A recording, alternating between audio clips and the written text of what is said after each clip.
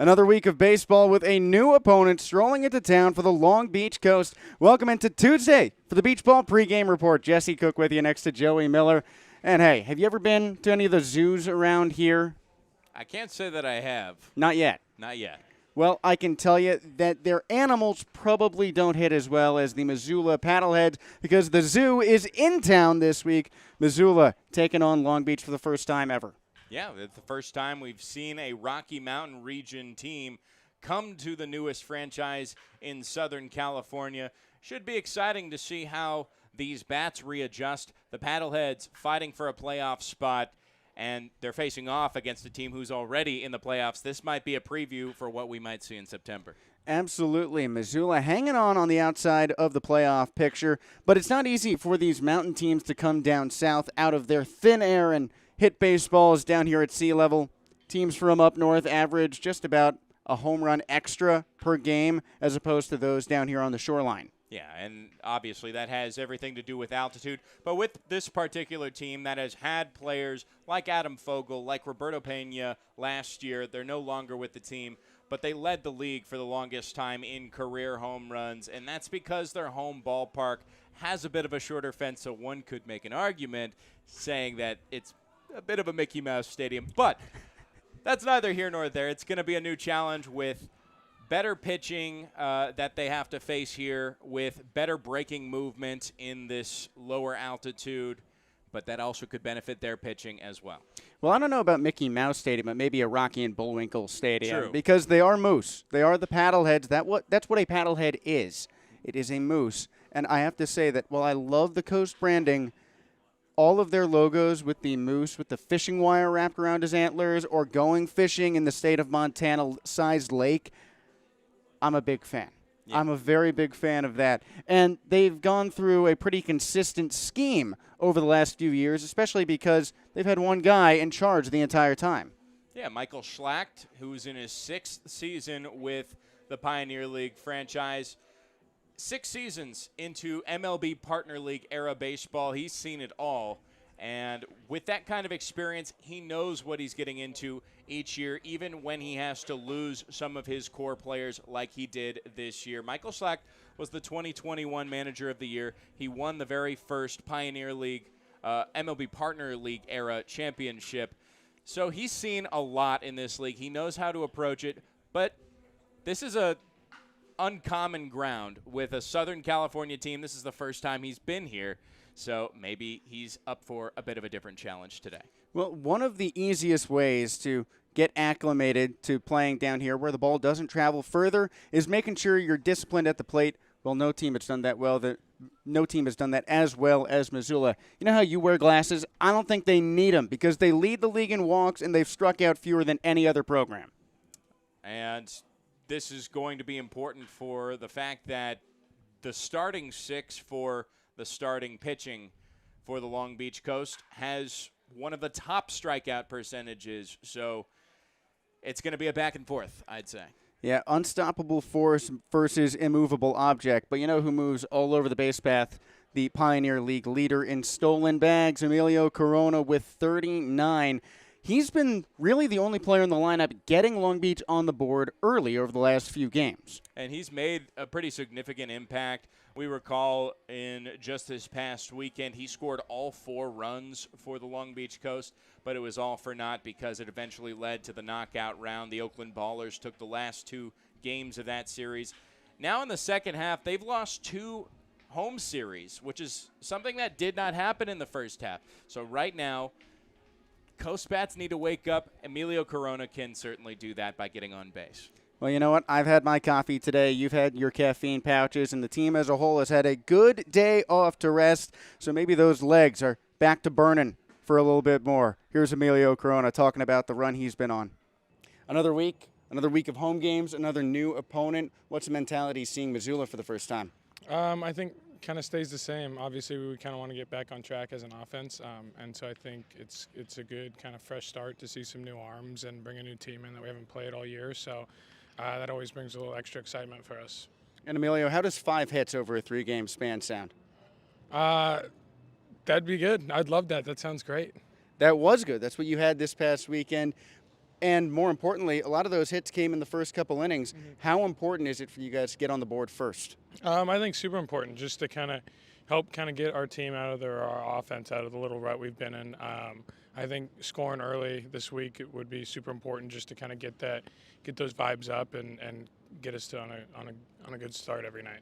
And that home run that you hit on Saturday, one of those 5 hits, that was a first inning homer, then 2 hits in the first couple innings on Sunday. What does that do for your starting pitcher? I think it just gives them confidence and it builds out a lead, obviously. And I think when you're in the lead of a game, it's you have a different kind of go about of the game. Your mentality's shifted. You're more on the offense and attack mode. And I think the other teams really feel that against us. And so I think that's a super important thing for us. I think you and I might have talked about this last week, but you guys have ramped up the intensity with stealing bases. After you put up 7 against Glacier, a week later you're going with 9 against, I believe it was Yuba Sutter. So what changed to help you guys advance on the base path like that? Nothing really. I mean, we have guys that can run on this team, and so I think just kind of opening that up and trying to kind of create some offense as we haven't maybe slugged as well as we have the rest of the year. So it's just another aspect of our game that we can open up and hoping to show more teams. 39 swipes on the season for you, leading the league. Is 40 today? Yeah, if I'm on first base, I'm probably going to try for 40. So yeah, hopefully that's today. And yeah, we just try and give our offense the best opportunity to score. So Love to hear it. Thanks, Emilio. yep, thank you. Good to hear that mentality from Emilio. He's ready to run all over the place. Maybe we'll get 40 tonight. He says if he's on first base with no one ahead of him, definitely. Well, we'll see what he can do to support the pitching staff. And it's a team that might need a little bit of confidence back on the mound, not because of any wrongdoing, but because there are a lot of guys going in the last week and a half who haven't seen action lately. Jack Martin returned from injury last week, so did Brett Wozniak, and today, off the inactive list this morning, Cole Percival. And what have we been talking about for these kind of pitchers who are coming off that inactive list? We talked about Brett Wozniak on Sunday. What do these pitchers need, Jesse? A nice hard look in the mirror to stare at their beautiful eyes. No, run support. Run support. So of the first 6 games of this homestand, you look at the first 3 innings. 3 times 6 is 18. How many of those 18 top 3 innings did the Long Beach Coast score in? Just 2 of them. 6 runs total across those 18 innings. Something needs to wake up early in the contest because it's a clear dichotomy. 41-4 when Long Beach scores first, 15-17 when they trail first. That's what needs to happen. That's the key to the game. You had me about to look like Doctor Strange when asked how many possibilities there are where we win. I was going to hold up one, so I'm really glad that I didn't do that. But 1 is also a pretty important marker between mountain teams and teams at water level, at sea level, because teams up in the mountain region have been averaging 9.9 runs per game this season. Head down the slope to our elevation at, 30 feet above sea level here? Yeah. Well, at this level, it's just about 8.7 runs per game. So the pitching staff for Missoula might feel wanting for run support. That's where Long Beach can capitalize and support its starting pitching like we've been talking about. Now, another important factor in getting back is who helps along the way. Pitching coach Jerome Williams not only provides that major league mentality, but he is just a good friend to these guys. Yeah, and Corner Stripe just listed this bullpen, the Long Beach Coast bullpen, as the best in all of indie ball. Wait, so let me get this straight. They listed the starting rotation as the best and the bullpen. I'd say that's good. I'd say that's very good for Jerome Williams, who has experience in this league. This is his 3rd year in the league, and I think for every person that he's brought in, he's fixed little things and made them into the best version of themselves. Nick Bautista coming from the Ballers, Jack Martin coming from not as good of a season last year with the Yuba Sutter High Wheelers at the back end, and now Cole Percival, who's coming out of affiliate ball, trying to bounce back and maybe get back to affiliate ball. Well, we talked with his pitching coach, Jerome Williams, earlier about what goes into the process for getting these guys back out on the mound, regaining their confidence, and maybe even moving them on from here. But in any case, he's ready for a good week of baseball today. Take a listen. Hey, Rome, 3 guys returning to the mound from the inactive list over the past now week and a half. And Cole Percival today, Brett Wozniak, and Jack Martin. What's your role in getting them back to healthy? Just monitoring them. understanding what was going on, build a throwing program, build something so they can come back and be ready to compete out there. And how important is it for that first inning to go well for them in their get-back game? Oh, it's very important. You know, it gives me and Percy a vision of how to move forward with them. We know we did that with Waz. You know, he went out there to pitch 1 inning, came back a day later and threw 2 innings. So, you know, gradually we're going to push him forward. You know, we're going to see what Cole does and we're going to see what Martin does. Yeah, why have Wozniak come out of the pen a couple times before going for that abbreviated opener appearance on Sunday? You know, just to get him back out there, get his feet wet.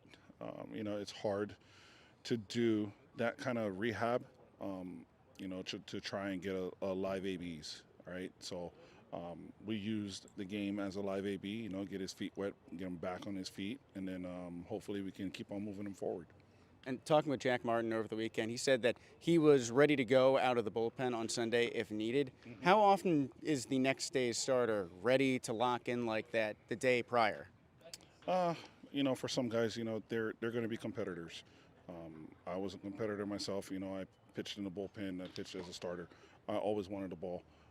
For these guys, you know, I understand that, but also too, they have to realize that, you know, we do have some guys in the bullpen too. If we don't need to use you, we don't need to. You know, we got guys that can fill in that role. Maybe if there's a start where, you know, our starter doesn't go as long, okay, maybe that would be your role to come in and, you know, try and get your innings in there. But if we don't have that and we do have guys in the bullpen, we're going to use those guys first before we use them. And how do you game plan like that, especially for a new opponent like Missoula that you haven't seen this year? It's not about just more just about game planning. It's about just understanding what our guys can do. You know, I always preach to our pitchers, you know, it's all about understanding what your strengths are, not what the hitter's weakness is. So it doesn't matter what team we play. It's about what we can do as a staff, which is strong for us.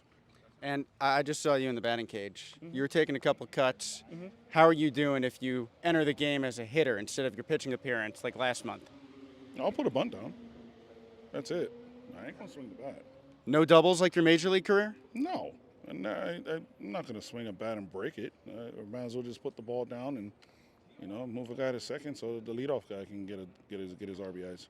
You know, last week on the broadcast, we were looking back at players born in states without an MLB team and how they went with their careers. And you were up there for Hawaii, only 50 players from Hawaii.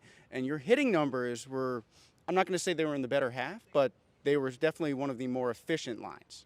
Well, I always say that, you know, I have a batting average. The average is not good, but I have a batting average, and I'm probably one of the last pitchers from Hawaii that will have a batting average because now we have the DH rule in, you know, universal for MLB. So I'm pretty happy with my average, and I'm pretty happy to getting a couple doubles in my career. We're happy with that, too. Thanks, Rome.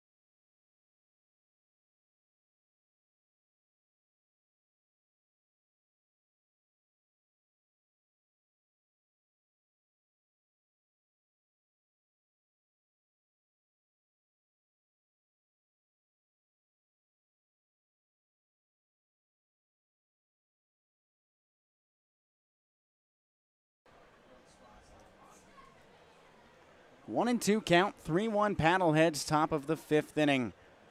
Bases empty. 2 away. Righty pitching to lefty. Cole Percival for Long Beach. Enzo Apodaca 0 for 2 for Missoula. The pitch. He swings and cuts it foul. 1-2 count.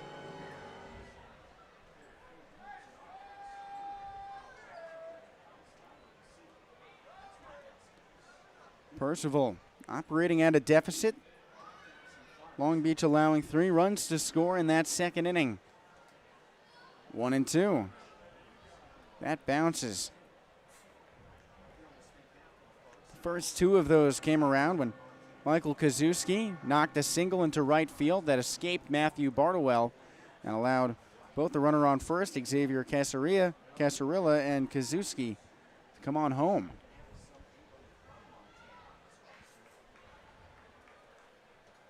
Percival's 2-2. High and outside.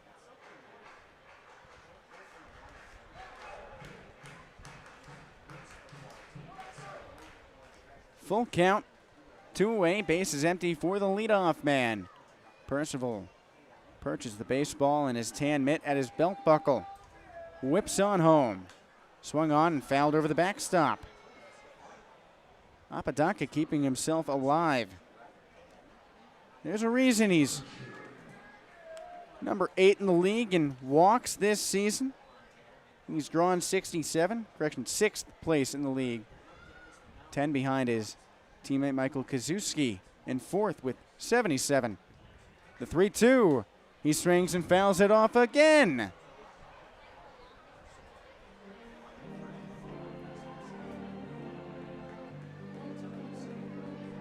And he's really not fighting off any fastballs like Percival was challenging with right out of the gate. Now we're at a point in the game where Percival's laying off the gas pedal a little bit, trying his off speed to try and get Apodaca's rhythm off. But Apodaca's on these. Well, here comes the 9th pitch of the plate appearance, and that's inside. Ball 4. Apodaca, walk number 68 on the year, and he works it with a fight. Like you said, he was on those, and those pitches were painted all around the corner, so no need to put them in play if you're going to get bad contact. Well, here comes Nick Klemp digging in on the right side.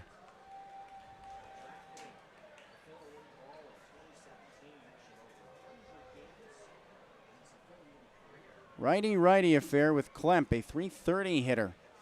Orange batting gloves beneath the black bat.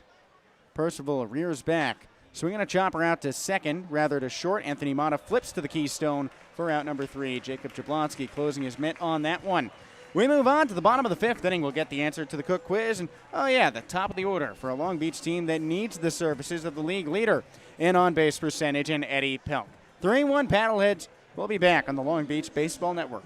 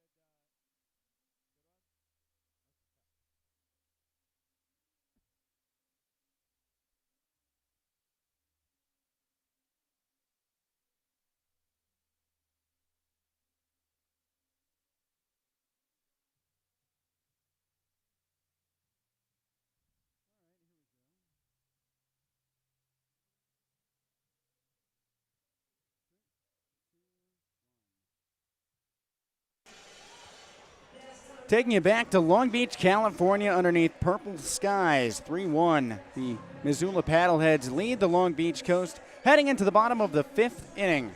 Long Beach going up against Brandon Beard, who has shut down this Coast offense to 5 hits across the first 4 innings. Now he's facing the league leader in on-base percentage in Eddie Pelk at .530. Righty to lefty. Fastball misses high and away. 1-0 count. It looked like the Coast had a chance in the last inning, but second baseman Jacob Jablonski went racing around third through the stop sign from third base coach Troy Gloss and was thrown out from left field at the plate. 1-0. A heater that misses high. 2-0 count. We're still playing the Cook Quiz, and we're talking about the other guys. Missoula is in town for the first time ever, so figured why not talk about their minor league history. We're wondering which former Missoula minor leaguer is the most recent one to win the AL or NL batting title. Eddie Pelk fouls back that pitch, 2-1 count. He's definitely a contender for the Pioneer League batting title.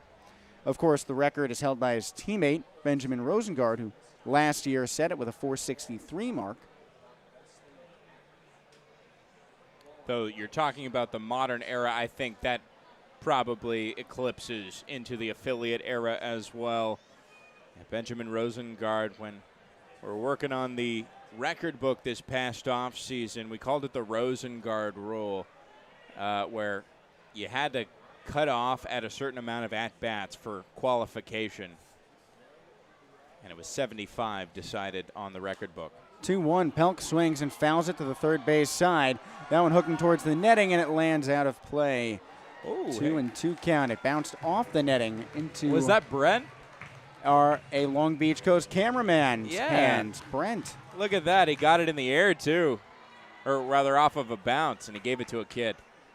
But Eddie Pelk, with his .368 batting average, is definitely in the running for the batting title, although he has some work to do because it's a long way to the top. Next pitch bounced out towards short, fielded on the run by Elliott Good, who throws over to first in time. One away to lead off the bottom of the 5th inning. Right now, the Billings Mustangs enjoying the top spot in individual batting average. A.J. Shaver all the way up at .446. Nobody even close, within 30 points. But we're talking which former Missoula affiliate player ended up with the AL or NL batting title most recently, and who was it? Here's Benjamin Rosengard at the plate on the left side. Maybe that's in his future, although not playing for Missoula. Righty pitches to lefty. He cuts and lifts it foul to the left side. Rosengard 1 for 2 in this game, doubling back in the first.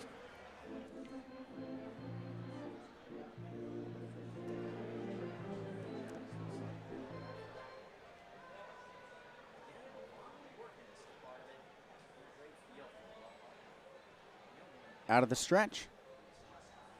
Up high, 1-1 count.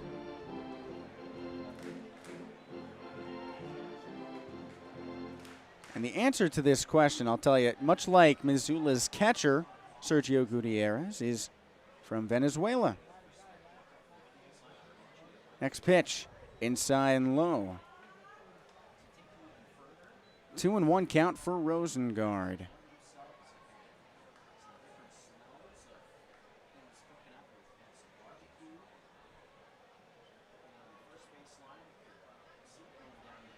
Two and one. Rosengard flying out to left field last time up. He swings at the next pitch. Foul tips it into Gutierrez's mitt. 2-2 count. This individual, although he started his career in the American League, is most known for being a National Leaguer. Played 10 years for one team. And in the year where he won the batting title, he came in third for the MVP voting, also winning a Gold Glove and Silver Slugger. 2-2. Rosengard swings and pops it up on a broken bat to short where Good makes the catch. 2 away. Well, Joey, do you have a guess on the Cook Quiz? Not only do I have a guess, I know. Would it be the same answer that our friend Jeff Safford, the Missoula broadcaster, came up with? What did he say? He said Carlos Gonzalez. Yes, that's it. Do you have the year? 2017, right? 2010. 2010. I'll give you points anyway. I didn't ask for the year. Okay. Matthew Bardwell batting on the right side here, righty to righty. He swings and dribbles it foul to the third base side. That's right. He lost to Joey Votto that year. In And the I believe MVP also race, of course. Paul Goldschmidt might have been in that race, a former Missoula Osprey as well. That's right. Gonzalez, a 2003 Missoula Osprey. That was his first pro experience. Ended up batting .258 for the Diamondbacks rookie-level team. Bardwell strings this one out to short. Good has it. Sidearms to first for out number 3. Wow. The Cook quiz being out of the way means that we're getting late in this one. 6th inning on the way, and the Paddleheads still lead 3-1. We'll be back with more of the Coast on the Long Beach Baseball Network.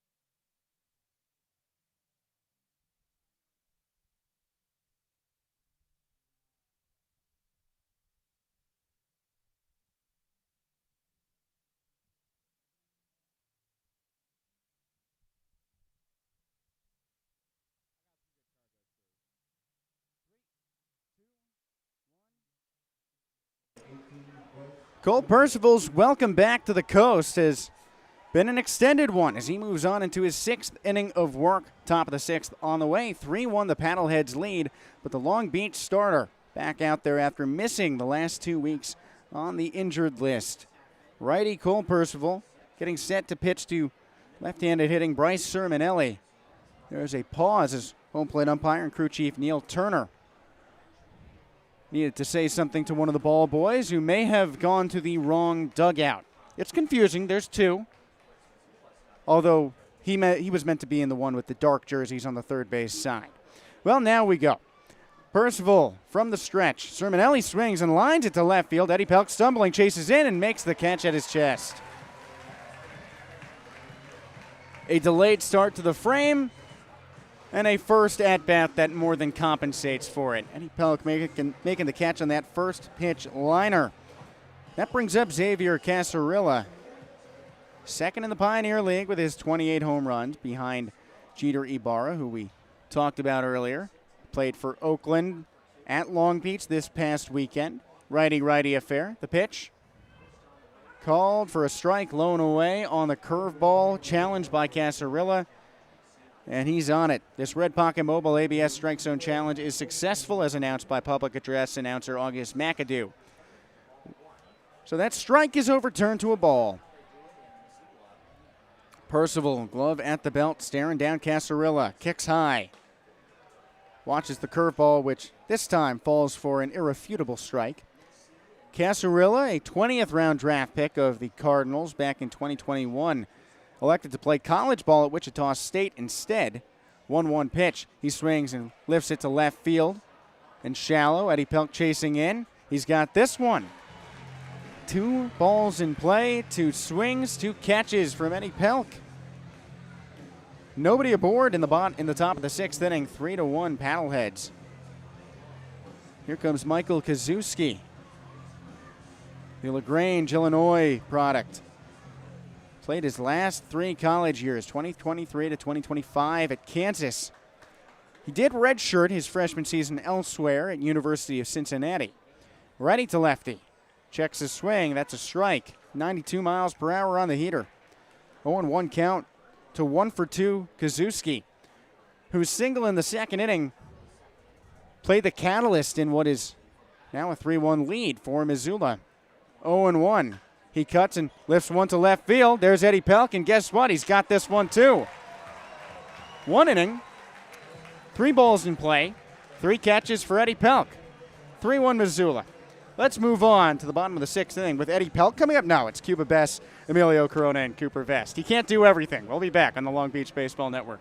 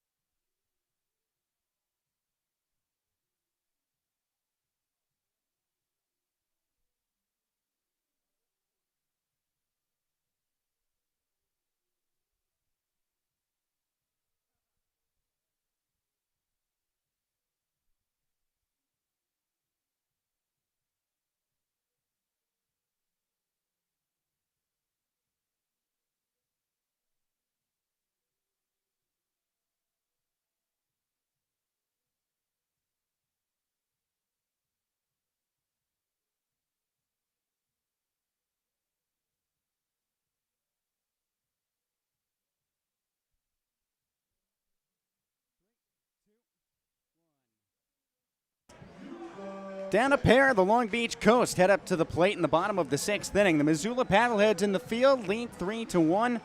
Brendan Beard back out there. The starter feeling to Cuba Bess. Jesse Cook with you on the mic. Joey Miller to my right. Right-hander pitching to a lefty. Long Beach only scratching across a tally in the second. First pitch bounces inside for ball 1. Well, who better than your 4, 5, and 6 segment of the order to start a rally? Who better than your home run leader in Cuba Bess to start it off? And who better than your team leader in extra base hits with 48, Emilio Corona behind him. Cooper Vest also embarking on a fantastic campaign with a .311 batting line. He doubled back in the second inning. The pitch. Best watches the slider. That sweeps in for a strike, 1-1 count. Best 0 for 1 walking in the first inning. Corona 0 for 2, but Vest the only run scored for Long Beach in this game after his double, 1 for 2. Next pitch lands downstairs, 2-1 count. Missoula's 3-1 lead built by a 3-run rally in the second inning that started off with 2 hits, one of which included an error that brought around both runners. 2-1, launched onto first where it's stabbed by Casarilla. He jogs onto the bag for out number 1. 101 miles per hour off the bat, down the line, but Casarilla playing up the chalk has him dead to rights.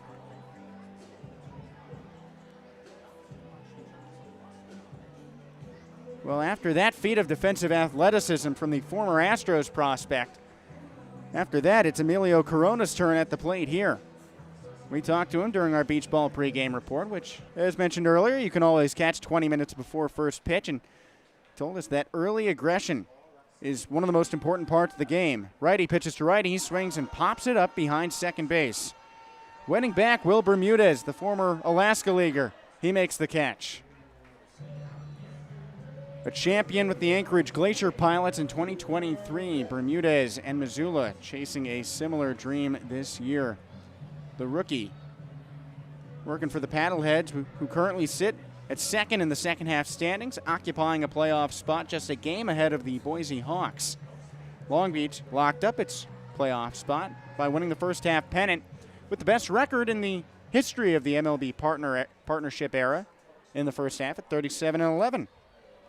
Here's Cooper Vest on the left side, sidearm. That lands for a strike. 0-1 count. Vest lost that championship to Bermudez as a member of the Matsu Miners. He digs in on the inner chalk of the lefty box. 0-1. Heater misses outside. 1-1 count for the BYU product.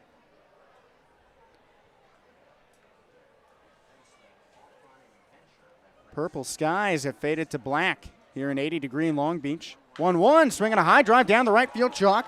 Chasing after it, Apodaca in the corner. He makes the catch on the track.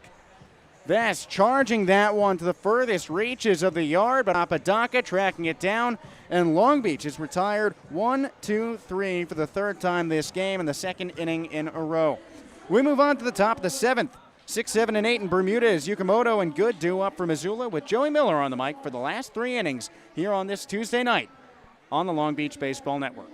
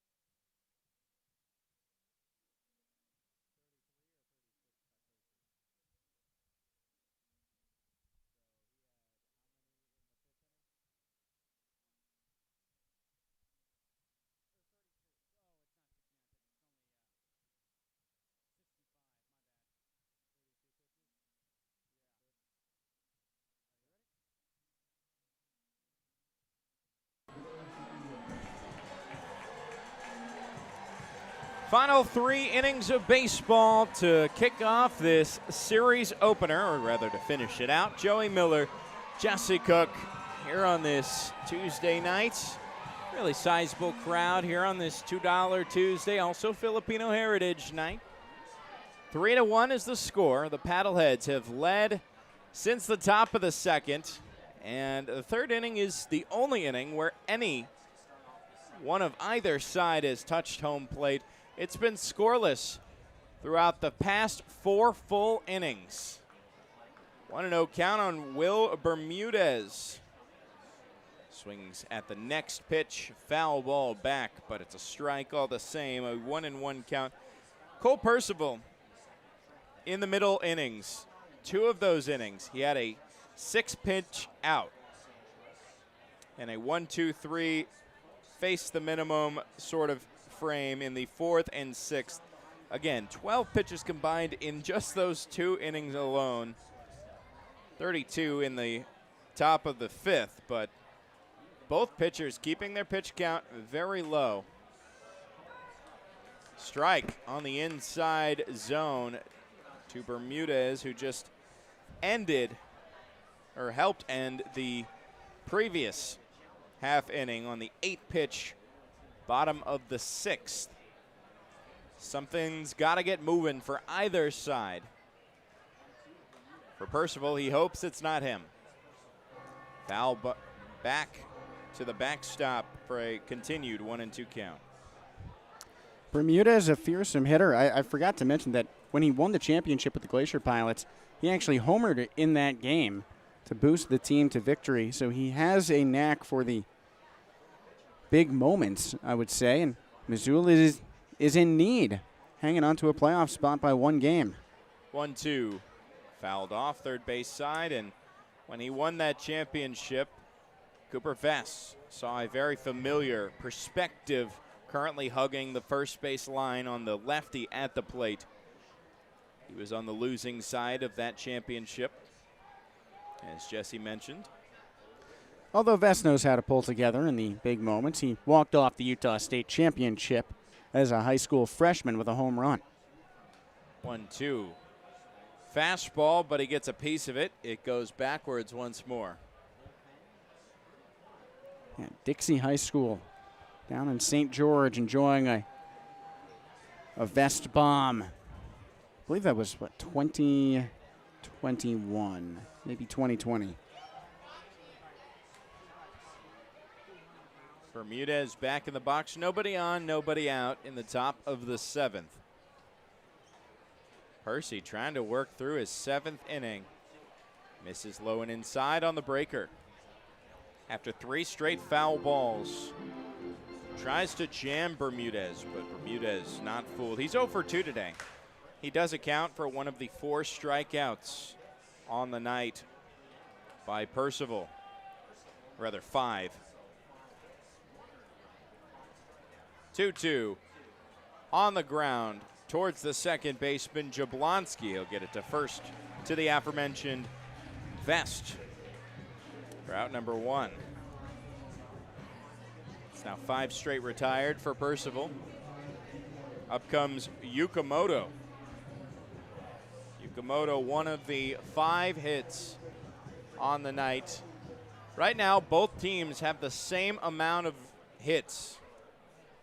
5 apiece, but the difference maker, and all that really matters at the end of the day, is what's in the runs column. Foul ball up the first baseline for strike 1 to Yukamoto. Last time, grounded out right back to Cole Percival. Made a nice snag and underhanded to Cooper Vest to end the 6-pitch 4th inning. Called strike. Yukamoto now down 0-2.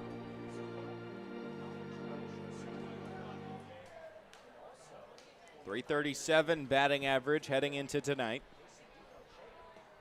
Breaking ball misses low and outside for the first ball in this at-bat, and that's been the trend for Yukamoto. He waits for that first ball to happen.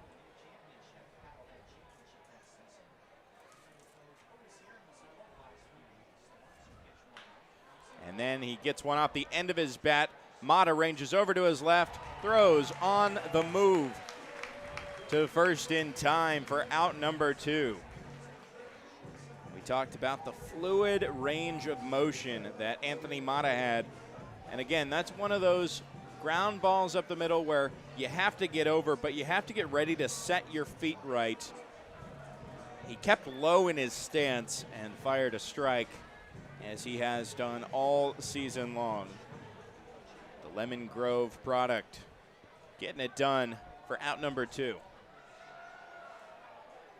Elliott Good now has 2 outs and nobody on. Just before stretch time, first pitch popped up into shallow center field. Corona in left center. He'll make the grab for out number 3.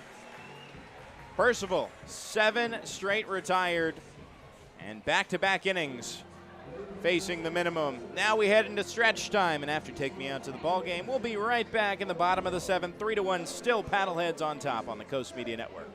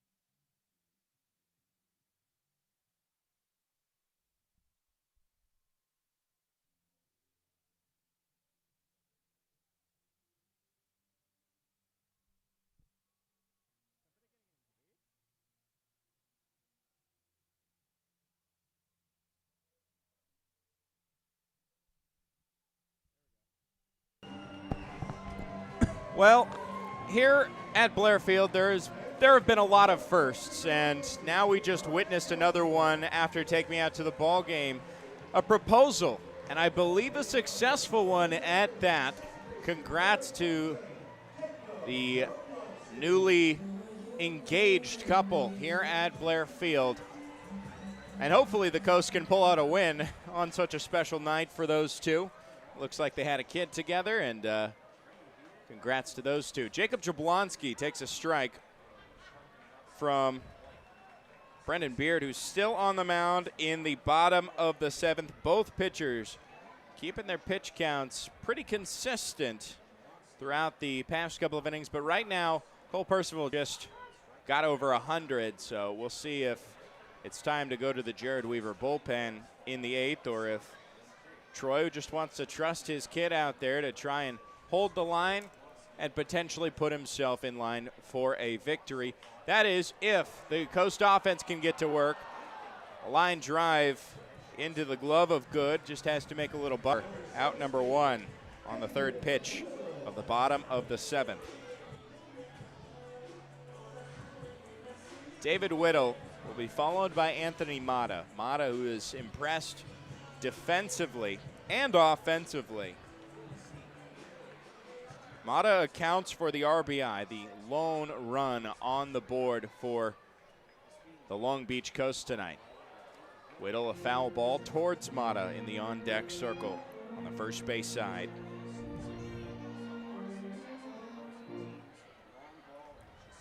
Whittle also has a hit himself.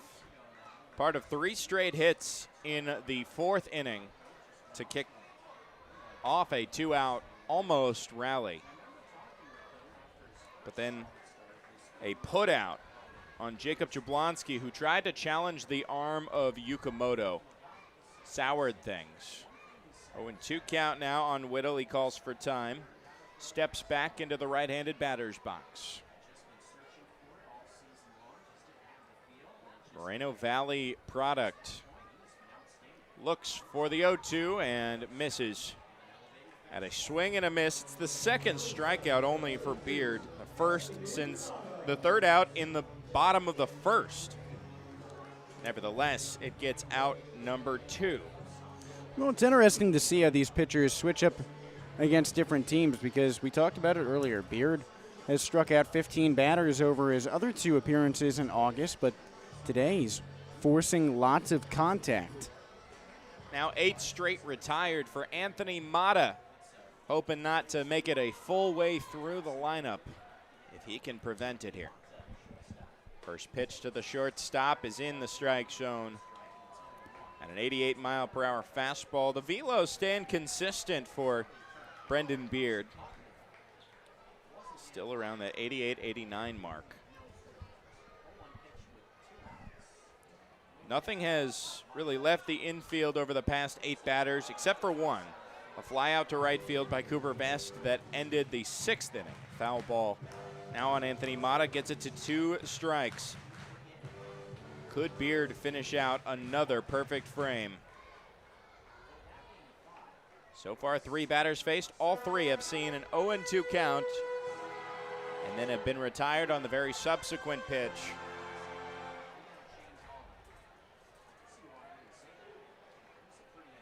Beard comes set. He's been working from the stretch all day. High leg kick. The 0-2 hits on the outside black. First strike 3. And Mata is retired on the back-to-back punch-outs by Beard.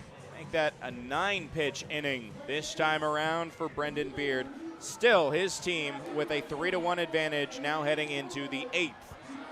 We'll be right back on the Coast Media Network.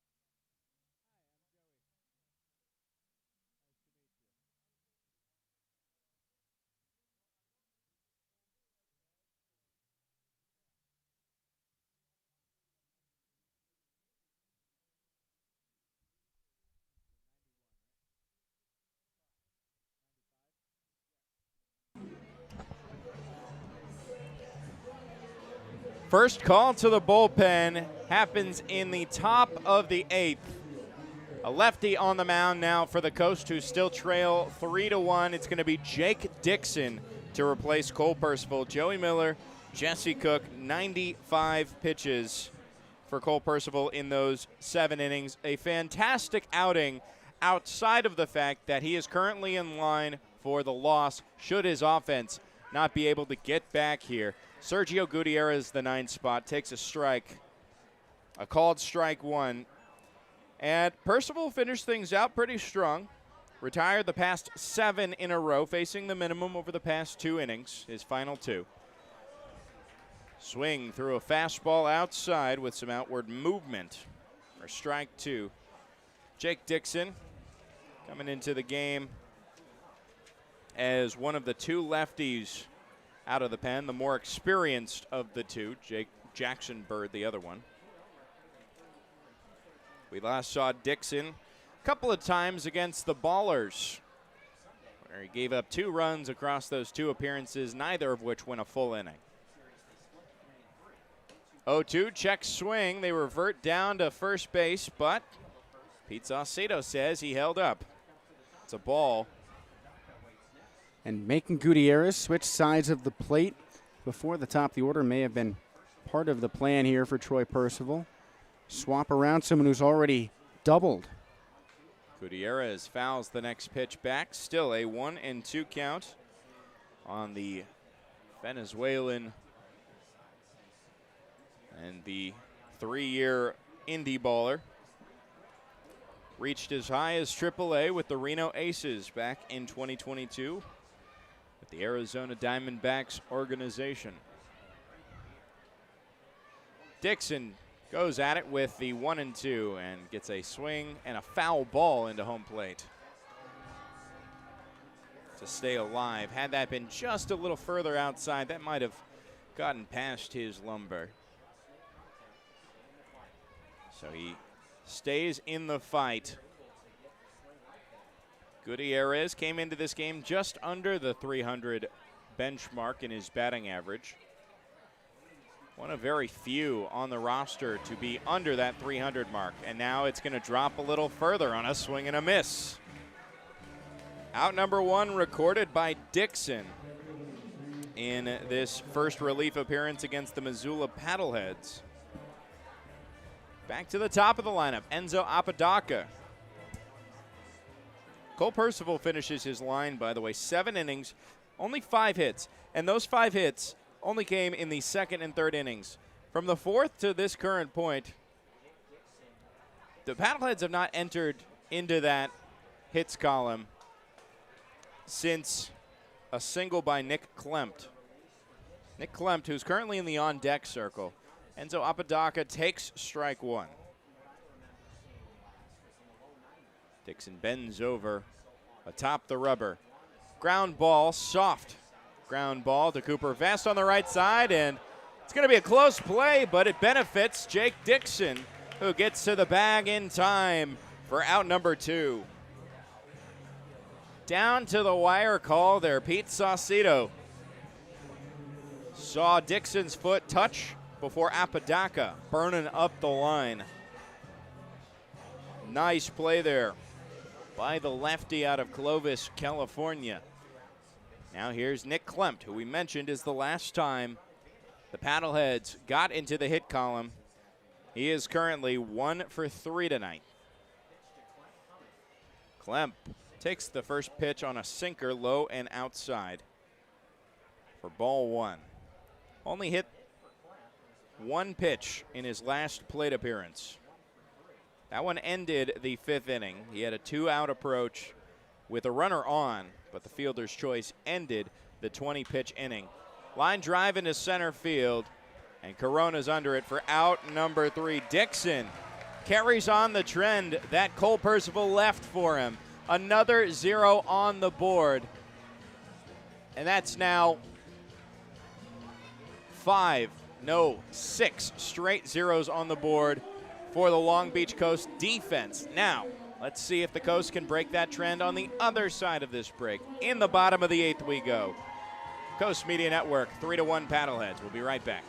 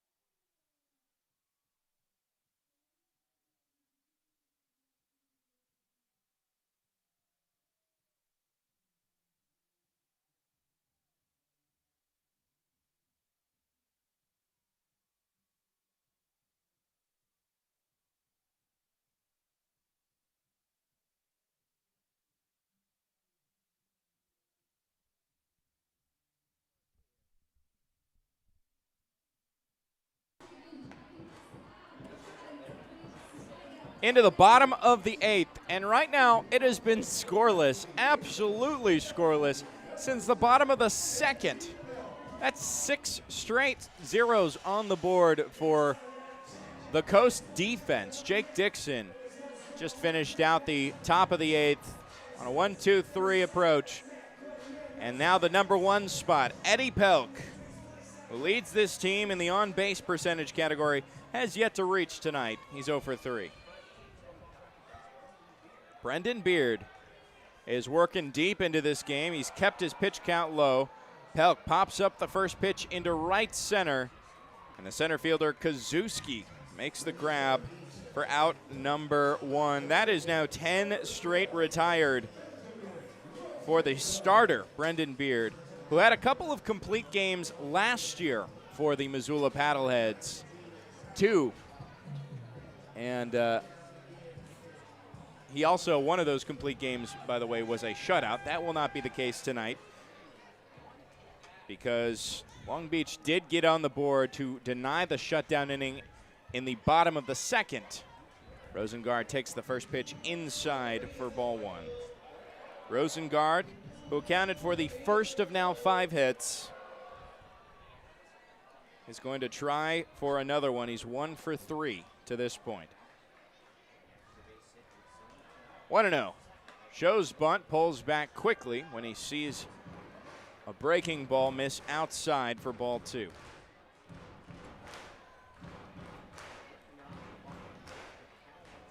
No stranger to the Rocky Mountain region.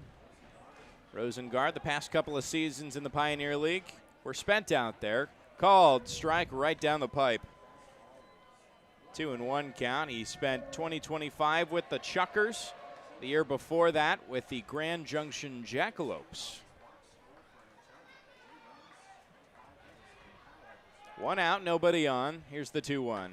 Swing and a miss. Challenged him with a fastball upstairs. And Rosengard has to stay conservative now with a 2-2 approach.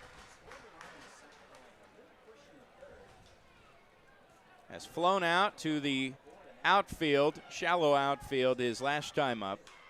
And now he pops up here on the 2-2, this time in foul territory. Third baseman Sermonelli there in time for out number 2. And Rosengard a little frustrated with how today may have gone despite his double. Slams his bat down after that, but I have to feel that that's less frustration at himself and more frustration at the fact that the team as a whole is struggling. Well, he plays a role. He was asked upon to be who he was last year with the .463 batting average that he hoisted throughout the entire season. Now given, he did spend about a month on the injured list, but that does not negate the point that a .463 batting average across an entire season isn't bonkers. Matthew Bardwell fouls the first pitch back for strike 1. He's 0 for 3 tonight. Everything he has done to this point has been put in play. The last time a ground out that ended the 5th inning to the shortstop. 0-1 sawed off into right center. That'll fall for a base hit. The first since the 4th inning. 4 innings later. Now the Coast out hitting the Paddleheads with a runner on and 2 outs. That ends the streak of 11 straight retired by Beard. Could this be the start of a spark for the Long Beach Coast? There's a pause in the action, a mound visit now for Beard. Could this be it for a fantastic outing thus far? We saw a near complete game just last week. Ren Abe Arias going 8 2/3, about to finish things out, but then the game was tied in the 9th. Got sent to a knockout round. And Abe Arias did not get the decision either way, despite Oakland taking that game. Mound visit broken up by Neil Turner, the crew chief of this series. Coach still on the mound with the battery crew. Getting in his final words edgewise. Cuba Bass waiting in the on-deck area rather in the batting circle. I believe I see Zach Volker warming up in right field for Long Beach. Well, you'd hope to put him into a safe position, if at all possible, in the ninth. But really, that's on Cuba Bess, and now here comes Michael Schlatt. I think they were just causing a little bit of a distraction here. Now Troy Percival's out of the dugout to argue back-to-back mound visits. And I think he's right, because look at Neil Turner go. With this being the second mound visit, I see an arm coming out of the bullpen, and it looks to be a lefty, but can he come out now after the first mound visit was already over? Michael Schlatt is arguing his case with Neil Turner. I don't think there's any rule that says you can't pull out back-to-back mound visits. You can't pull someone on the first mound visit or the second one. But this, if I'm Troy Percival, I think the best I can get out of this is maybe just a ball in the next batter for a delay of game on Missoula. So that was, in fact, a tactical mound visit at the initial start of it to give whoever's right now coming out to the mound a lefty. It's going to be Tabanesi. And we'll tell you about him when we come back. But right now there are 2 outs. There is a runner at first. 3-1 deficit. Cuba Bess next up. We'll be right back after this break. Stay tuned.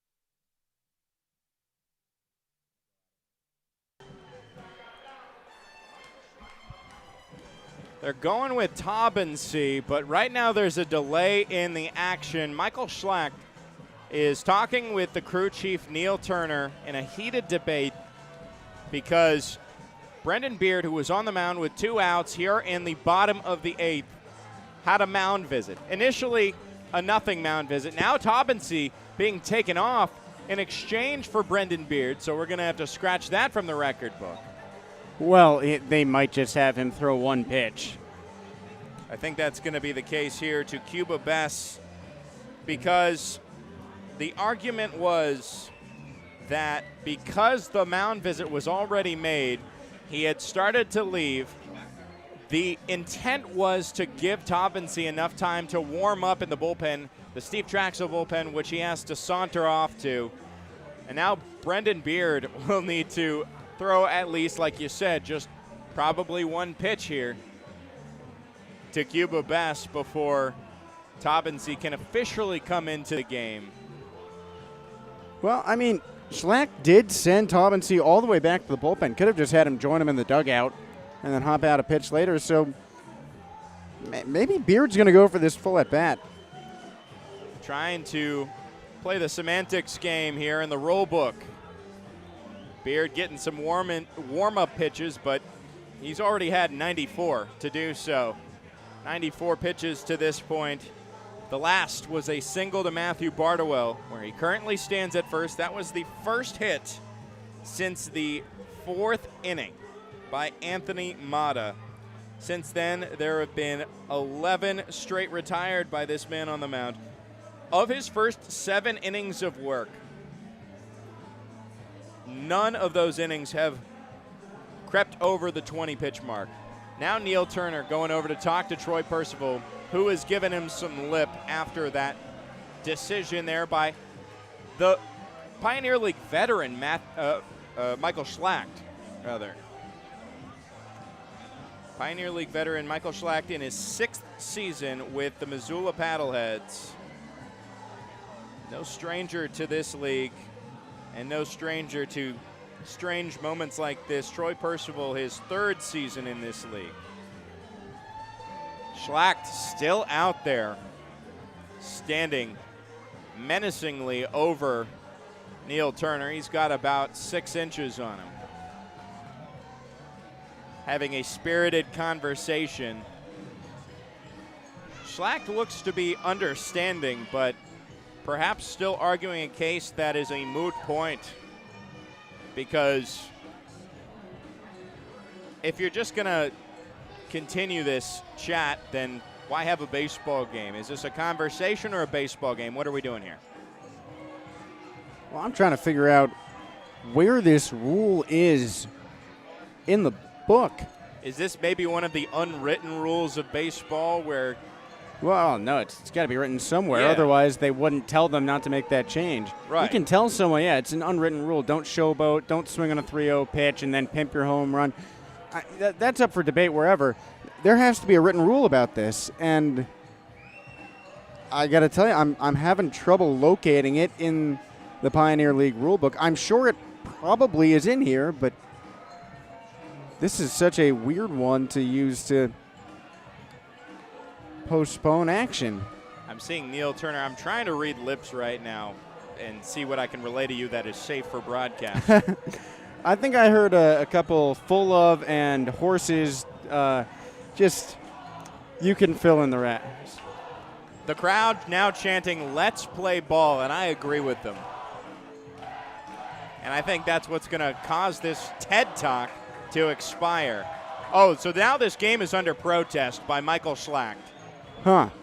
It's the 2nd time we've seen that at Blair Field. The first by Red Pocket Mobile's manager, Dimitri Young, who now saunters back to the dugout. Brent Bess likely for a brief 1-pitch outing. We'll see. Who knows what was said between Neil Turner and Michael Schlacht. Doesn't matter. We're back into action. First pitch to Cuba Bess. Misses low and outside. And I think they're just going to let this at-bat carry on. Ball 1. Runner at first, 2 outs in the bottom of the 8th. The Coast trail by 2. Beard, the high leg lift. And Bess fouls backwards for strike 1. Bess 0 for 2. He did reach back in the first on one of the 2 walks issued on the night by Beard. That's something that has benefited Beard, attacking the strike zone, working ahead of the count, even off of foul balls, and then trusting his defense to finish it out for him. Foul ball, third base side towards the kids zone for strike 2. 3 strikeouts on the night, 2 of which came in the bottom of the 7th, just last inning. Now Beard has a chance just to escape this frame nice and clean. After all, the hold and the pitch, high back pick to Bardowell at first. He slides back safely on the ball that misses high at 87. Close play there. Bardowell trying to get a good advantage on the base paths right now, especially given that Cuba Bess right now represents the tying run. The team leader in home runs. The 2-2 misses high and outside. Beard trying to get him to chase, but Bess showing off that great plate discipline.